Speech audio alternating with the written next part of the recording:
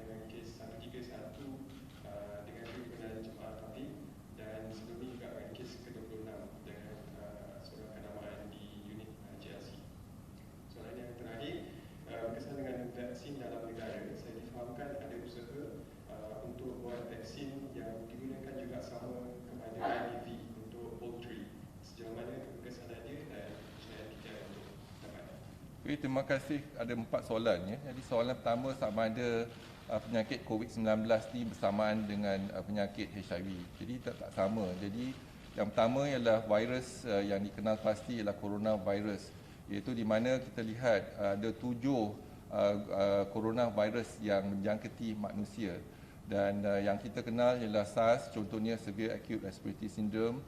Yang kita kenal ialah virus MERS-CoV. Dan ini ialah virus novel yang baru dan menjangkiti. Dan berjangkitan dia ada 2 peringkat. Peringkat yang pertama ialah peringkat infectivity dan peringkat kedua ialah peringkat inflamasi.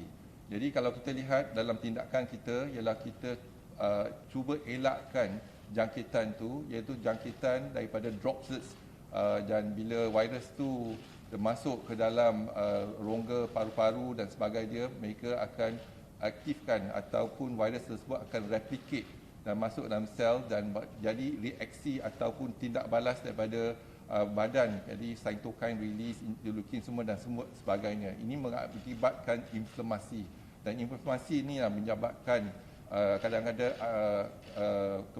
membawa maut. Jadi itu yang pertama, berbeza dengan penyakit HIV.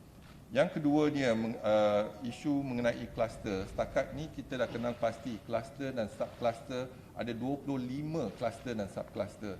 Tetapi kluster yang terbesar ialah kluster jemaah Sih Petaling, iaitu lebih kurang 40%. Tetapi kluster yang lain pun telah kita kenal pasti dan kita telah umumkan yang kluster yang besar. Kluster yang kecil mungkin kita tak umumkan lagi, tetapi kita tengah memantau dan juga ambil tindakan, iaitu active case tracing, iaitu pengesanan, pengujian dan pengasingan dan juga memberi rawatan yang terbaik kepada kluster-kluster tersebut. Dan juga mengenai sporadic cases, memang kita dah umumkan kita ada 69 sporadic cases. Maksud dia kalau ada sporadic cases yang kita melaksanakan ujian untuk kes-kes ILI di klinik-klinik kita dan kes-kes sari di ward ataupun di ICU, dan kita telah menjalankan surveillance sejak Januari, dan kes pertambahan 69 kes yang mana kita tidak dapat mengesan punca kes tersebut dijangkiti. Jadi dia tak ada sejarah perjalanan, contohnya tak ada pergi ke luar negara, tetapi tak bergaul dengan mereka yang berisiko tinggi. Bagaimana mereka menjangkiti kita tak pasti. Jadi yang ni yang kita katakan sporadic case. Maksud dia bila surveillance sporadic case tu dapat dikesan, berarti virus tersebut sudah ada di dalam komuniti kita. Jadi apa yang penting ialah tindakan kita bukan hanya containment tetapi mitigasi. Jadi daripada early containment, waktu late containment, kita beralih pada mitigasi. Dan antara tindakan mitigasi kita ialah kawalan sepadan dan kawalan pergerakan. Itu antara tindakan mitigasi kita, dan juga kita amalkan social distancing ataupun penjarakan yang selamat sekurang-kurangnya 1 meter, dan kita elakkan ataupun kita haramkan perhimpunan orang ramai. Sebab kalau ada perhimpunan, berarti virus tersebut boleh menjangkiti seorang ke seorang.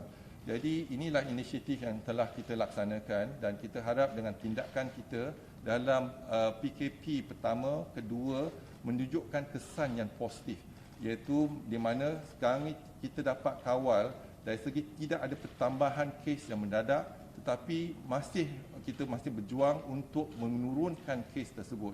Jadi kalau kita lihat graf, mungkin kita dah tercapai, iaitu melandaikan lingkungan untuk kes-kes yang mendadak.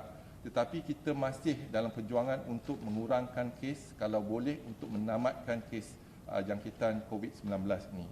Dan last ialah vaksin. Isu vaksin memang telah kita bincangkan bersama, dan sekarang ni kerjasama yang penting, kerjasama bersepadu bukan hanya di negara kita tetapi dengan negara-negara lain, contohnya di bawah WHO ataupun Pertubuhan Kesihatan Sedunia, dan ada juga beberapa pertubuhan contohnya SEPI, dan mereka telah menjalankan penyidikan, dan kita harap dapat menjalankan pendidikan yang terbaik supaya dapat kita kenal pasti vaksin yang mujarab untuk pesakit kita dalam tempoh setahun. Jadi aktiviti-aktiviti ini masih diteruskan, dan jadi penyidik kita juga tengah mencari bagaimana kita dapat mencari vaksin yang berkesan. Ada lagi soalan? Hai, saya Syahira Izzati Yaakob. Untuk mendapatkan perkembangan terkini dan sahih dalam dan luar negara, pastikan anda subscribe YouTube Bulletin TV3.